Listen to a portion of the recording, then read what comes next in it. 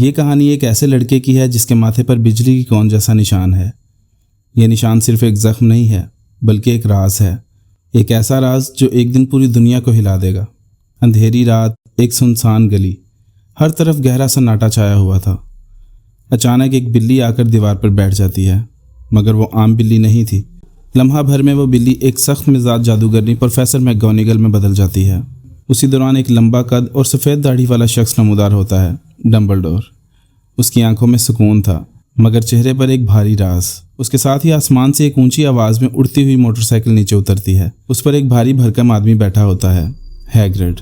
ہیگرڈ کے ہاتھوں میں ایک ننھا سا بچہ ہے، ماتھے پر بجلی کی کون جیسا نشان۔ یہی ہے ہیری پوٹر۔ ڈمبلڈور آہستہ سے کہتا ہے، یہ بچہ ہماری دنیا کا سب سے بڑا راز ہے۔ وقت آنے پر یہ سب جان لے گا کہ یہ کون ہے۔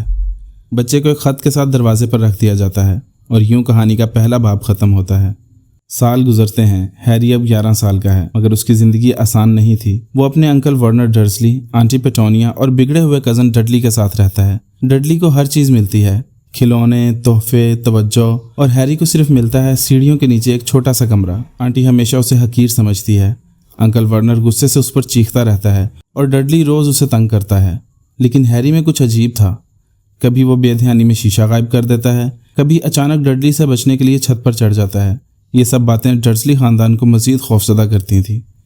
ایک دن ایک خط آیا، بڑے سلیقے سے لکھا ہوا، مسٹر ہیری پوٹر، جو سیڑھیوں کے نیچے ایک چھوٹے سے کمرے میں رہتا ہے۔ یہ پڑھ کر ہیری حیران رہ گیا مگر انکل ورنر نے خط چھین لیا۔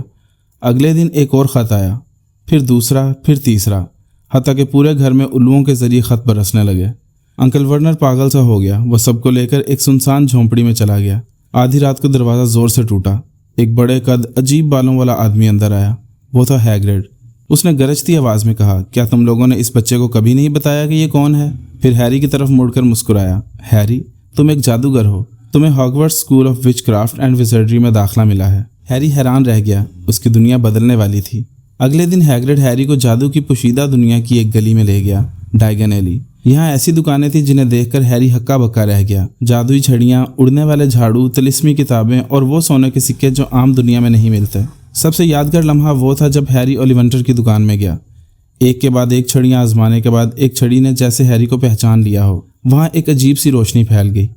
اولیونٹر کی آنکھیں چمک اٹھیں۔ وہ بولا، دلچسپ، یہی چھڑی ولڈیمورٹ کے پاس بھی تھی۔ تمہارا اور اس کا رشتہ پرانا ہے۔ اس نے تمہارے والدین کو مارا تھا ہیری۔ ہیری کے دل میں پہلی بار خوف اور تجسس دونوں پیدا ہوئے۔ 1 ستمبر کو کنگز کراس اسٹیشن میں ہیری کو ایک خفیہ پلیٹ فارم سے گزرنا تھا، پلیٹ فارم نمبر 9:15۔ وہاں سے ہوتے ہوئے وہ ٹرین میں بیٹھتا ہے اور ٹرین میں اس کی ملاقات رون ویزلی اور ہرمائنی گرینجر سے ہوتی ہے۔ ٹرین کے سفر میں وہ پہلی بار محسوس کرتا ہے کہ وہ اکیلا نہیں ہے، اسے دوست مل گئے ہیں۔ ہاگورٹس پہنچنے پر طلبہ کو ایک جادوئی ٹوپی پہنا کر ان کے گروپس میں بانٹا جاتا ہے۔ جب ٹوپی ہیری کے سر پر رکھی گئی، اس نے سرگوشی کی، تم میں طاقت بھی ہے، عقل بھی، شاید سلیتھرین تمہارے لیے بہتر ہے۔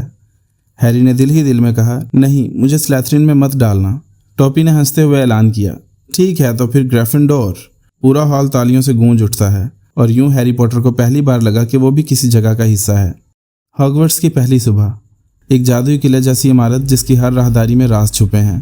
دیواریں حرکت کرتی ہیں، تصویریں بولتی ہیں اور سیڑھیاں اپنی مرضی سے راستے بدل لیتی ہیں۔ پروفیسر میکگونیگل سکھاتی ہیں کہ کیسے عام چیزوں کو بدل کر کچھ اور بنایا جا سکتا ہے۔ پروفیسر فلٹوک چارمز پڑھاتے ہیں جہاں ہر لفظ اور ہر چھوٹی حرکت کا مطلب ہوتا ہے۔ پروفیسر کوئرل پڑھاتا ہے کہ اندیکھے جادو سے کیسے بچا جائے۔ لیکن سب سے ڈراؤنی کلاس تھی پروفیسر اسنیپ کی۔ ان کی آنکھوں کی گہرائی جیسے وہ ہر راز جانتے ہوں۔ وہ ہیری کو عجیب نظروں سے دیکھتے جیسے اس کی موجودگی انہیں پسند نہ ہو۔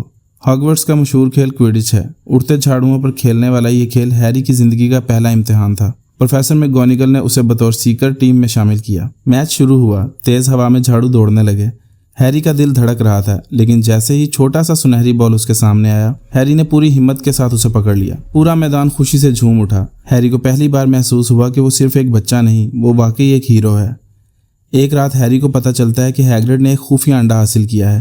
کچھ دن بعد وہ انڈا پھٹتا ہے اور اس میں سے ایک ننھا سا ڈریگن نکل آتا ہے، نوربرٹ۔ لیکن ڈریگن رکھنا غیر قانونی تھا۔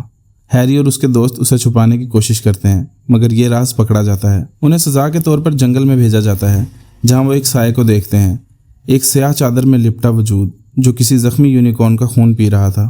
ہیری کے قریب آتے ہی وہ سایہ اچانک اس پر لپکتا ہے لیکن ہیگرڈ کا ایک دوست سینٹور ہیری کو بچا لیتا ہے۔ وہ اسے بتاتا ہے کہ یہ سایہ خود ولڈمورٹ ہے، وہ کمزور ہے مگر زندہ ہے اور طاقت حاصل کرنے کی کوشش میں ہے۔ ایک دن ہیری، رون اور ہرمائنی ایک کمرے میں پہنچتے ہیں جہاں ایک 3 سر والا کتا ہے، فلفی۔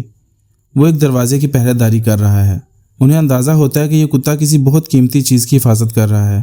بعد میں پتہ چلتا ہے کہ فلفی جس چیز کی حفاظت کر رہا ہے وہ ایک پتھر ہے، فلاسفر سٹون۔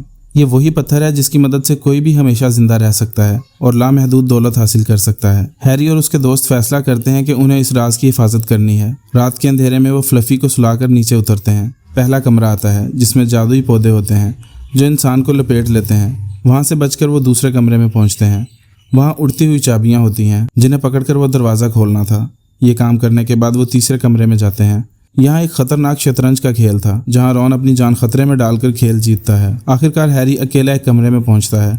وہاں پروفیسر کوئرل موجود ہوتا ہے جس کے سر کے پیچھے ولڈمورٹ کا چہرہ چھپا ہوا تھا۔ کوئرل ہیری پر قابو پانے کی کوشش کرتا ہے مگر جیسے ہی وہ ہیری کو چھوتا ہے اس کا جسم جلنے لگتا ہے۔ ولڈمورٹ ایک چیخ کے ساتھ دھواں بن کر نکل جاتا ہے اور کوئرل زمین پر گر کر ختم ہو جاتا ہے۔ ڈمبلڈور ہیری کو سب کچھ سمجھاتا ہے۔ وہ کہتا ہے تمہارے ماتھے پر جو نشان ہے وہ تمہاری ماں کی قربانی کی وجہ سے ہے۔ جب ولڈمورٹ نے تمہیں مارنے کی کوشش کی تمہاری ماں کی محبت نے تمہیں بچا لیا تھا۔ ہیری سمجھ جاتا ہے کہ اس کی زندگی عام نہیں ہے، یہ تو ابھی شروعات ہے۔ سال کے اختتام پر گریفنڈور کو ہاؤس کپ جیتنے کے لیے اعزاز ملتا ہے۔ پورا اسکول ہیری اور اس کے دوستوں کو سراہتا ہے اور یوں ہیری پوٹر کا پہلا سال ختم ہوتا ہے۔ لیکن یہ تو صرف آغاز ہے، آگے اور بڑے امتحان اس کا انتظار کر رہے ہیں۔